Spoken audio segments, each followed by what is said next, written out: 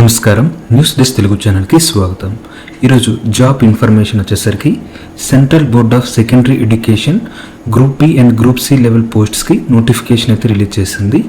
Superintendent post ఇది group B క్యాడర్లోకి వస్తుందండి. పే లెవెల్ 6 ఉంటుంది. దీనికి శాలరీ అంటే బేసిక్ పే అనేది 35,600 ఉంటుంది. ఇక దీనికి ఎన్ని పోస్టులు ఉన్నాయంటే 142 పోస్టులు ఉన్నాయి. మ్యాక్సిమం ఏజ్ ఎంత ఉంటుందంటే దీనికి 30. ఇక junior assistant group C cadre post అనేది మరొక పోస్ట్కి నోటిఫికేషన్ ఇచ్చారండి. దీని యొక్క బేసిక్ పే అనేది 19,900 ఉంటుంది. దీంట్లో టోటల్గా 70 పోస్టులు అనేవి ఉన్నాయి. దీనికి మ్యాక్సిమం ఏజ్ 27. ఇక ఏజ్ రిలాక్సేషన్ వచ్చేసరికి ఎస్సీ ఎస్టీకి 5 years అనేది చూపించారు. ఓబీసీ నాన్ క్రిమీ లేయర్కి 3 years రిలాక్సేషన్ అనేది ఉంటుంది. Person with benchmark disability including ఉమెన్కి 10 years రిలాక్సేషన్ అనేది చూపించారు.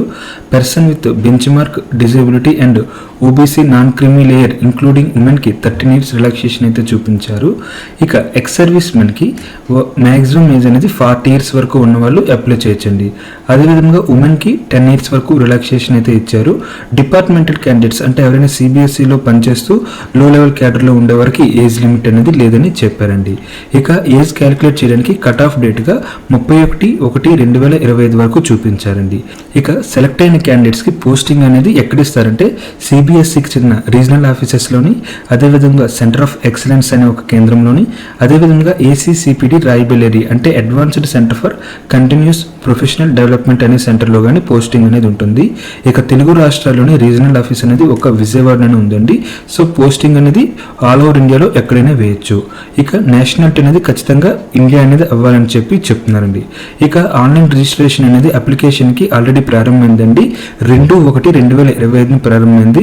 లాస్ట్ డేట్ వచ్చి 31/1/25. ఇప్పుడు మనం ఎడ్యుకేషన్ క్వాలిఫికేషన్ గురించి తెలుసుకుందాం. సూపరింటెండెంట్ గ్రూప్ బి లెవెల్ పోస్ట్కి మినిమం అనేది బ్యాచిలర్ డిగ్రీ అనేది ఉండాలండి. అదేవిధంగా MS office, Windows, handling large database and internet అనేవి ఎసెన్షియల్ క్వాలిఫికేషన్గా ఉండాలి. ఇక రిక్రూట్మెంట్ ప్రాసెస్ అనేది ఈ సూపరింటెండెంట్ పోస్ట్కి ఏ విధంగా ఉంటుందంటే టైర్ 1, టైర్ 2 ఉంటాయండి. టైర్ 1 అనేది MCQ based preliminary screening examination. ఇక టైర్ 2కి వచ్చేసరికి objective type, OMR based and descriptive type main exam అనేది ఉంటుంది. ఈ రెండు పాస్ అయిన వాళ్ళకి స్కిల్ టెస్ట్ అనేది క్వాలిఫైయింగ్ ఇన్ నేచర్లోనే కండక్ట్ చేస్తారు. ఇందులో క్వాలిఫై అయితే సరిపోతుంది. ఇక ఈ స్కిల్ టెస్ట్లో ఏముంటుందంటే మన యొక్క టైపింగ్ స్పీడ్ని టెస్ట్ చేస్తారు. ఇంగ్లీష్లో మనం 35 words per minute లేదా హిందీ అయితే 30 words per minute అనేది టైప్ చేయాలండి. ఇక జూనియర్ అసిస్టెంట్ పోస్ట్కి వచ్చేసరికి మినిమం క్వాలిఫికేషన్ అనేది ఏం పెట్టారంటే 12th క్లాస్ అనేది ఖచ్చితంగా పాస్ అయితే సరిపోతుంది, అంటే ఇంటర్ ఉంటే సరిపోతుంది. అదేవిధంగా టైపింగ్ స్పీడ్ అనేది 35 words per minute in English అయినా ఉండాలి, లేదా 30 words per minute in Hindi అయినా ఉండాలి.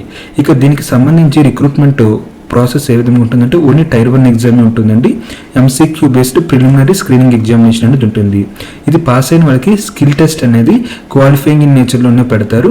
ఇందులో మనం పాస్ అయినట్లయితే మెరిట్ ఆధారంగా జాబ్ అనేది వస్తుంది.